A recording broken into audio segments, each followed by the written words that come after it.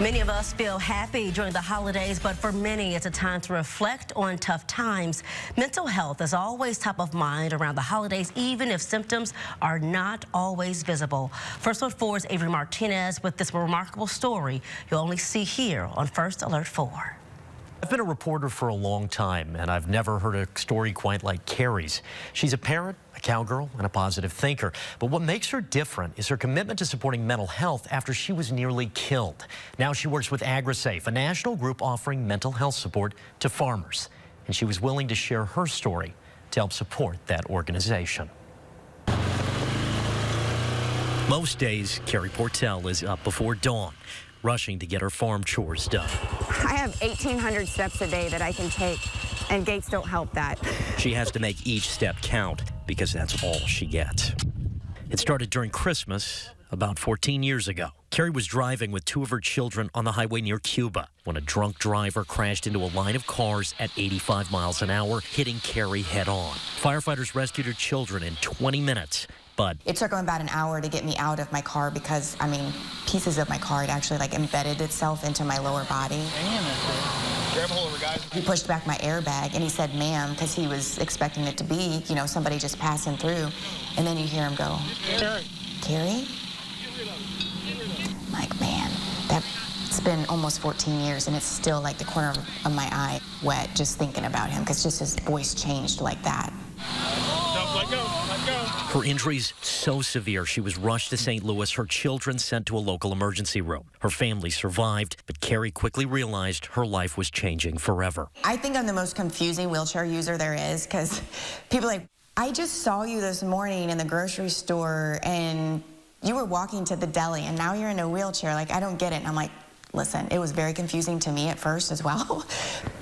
All right, so we're gonna fill these up. I'm an ambulatory wheelchair user. When we were out there today, I don't look like I had any problems at all. And today is a good day. She received head trauma, 13 reconstructive surgeries to date, and she was told she'd never walk again. When she first got home, the pain was so intense, Carrie wouldn't touch her own legs. That first year of recovery was the worst thing that's ever happened in my life. You think that the actual impact is the worst thing. For me, it was the whole year afterwards because I did nothing. With 4 active kids, it was hard staying positive.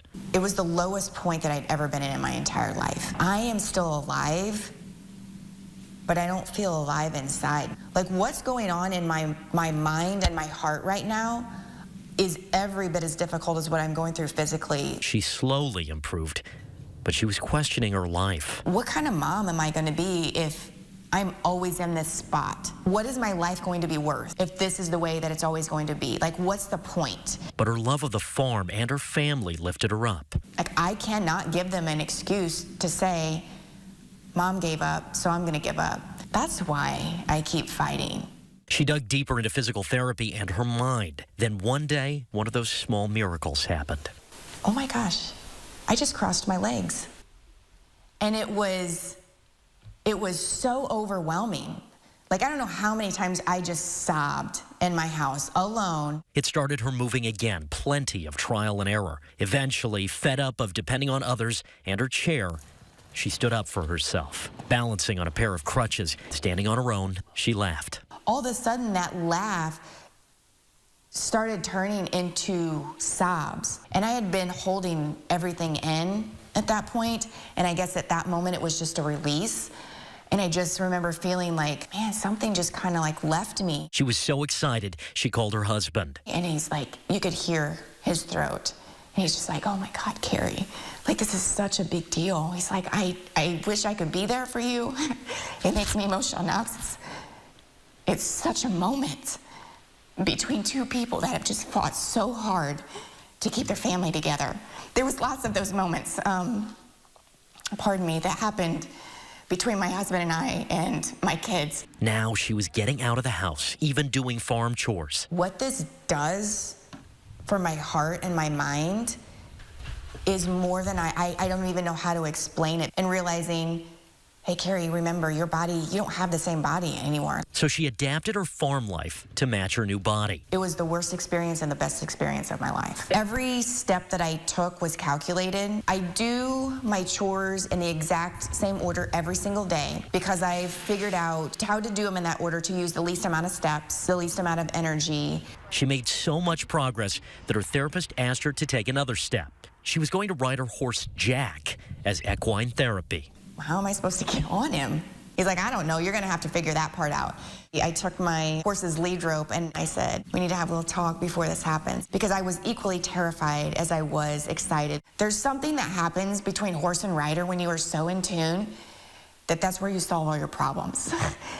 And I could tell he was just like, he knew that he needed to be careful with me. And again, tears. And I said, my God, I didn't think I'd ever be able to do this again. It was the first of many rides. When we get done, like the hug that I give my horse, Jack, like, thank you so much for being my legs. But there's gonna be a point I'm not gonna be able to do this anymore. I hope it's not soon. Because Carrie knows each step is a gift that won't last forever. I know what my future's gonna look like. I will be wheelchair bound, like fully at some point.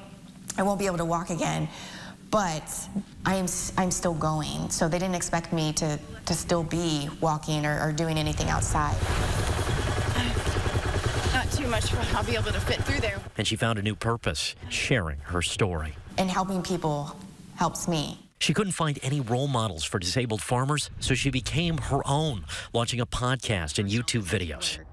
Oh, and she hates public speaking. This is what I feared worse than death before I actually faced death. She immediately found an audience and discovered many farmers struggle with their mental health. By sharing her story, she opened a door for them. Because they heard something or felt something during my presentation that said, she's going to understand. It's still a struggle, and sometimes she can't stand during her talks, but she doesn't mind. This is about them. She started working with AgriSafe, a national hotline offering emergency support to ag workers for mental health emergencies tied to farm life. She's proud of her work, helping farmers find the courage to face dark thoughts. I only get 1,800 steps a day, and some days are really, really painful. But there's other days where I wake up, I feel like $1 million today. I don't know why, but I'm sure happy about it. Some days she can't do chores and doesn't leave her chair, but that doesn't stop her love for farm life. I live in heaven. Her husband built this wheelchair-friendly home for her, designed for life after that final walk. But each day, Carrie Portell is thankful for her farm in Cuba, Missouri. The barn and the cows and the horses out in front of the pasture, and just go, look at the life we get to live. Isn't it amazing? Carrie's story is part of a 3-part series on AgriSafe and its challenges. On Thursday, we're going to dig into the people working to give mental health support to some of the most stoic workers alive.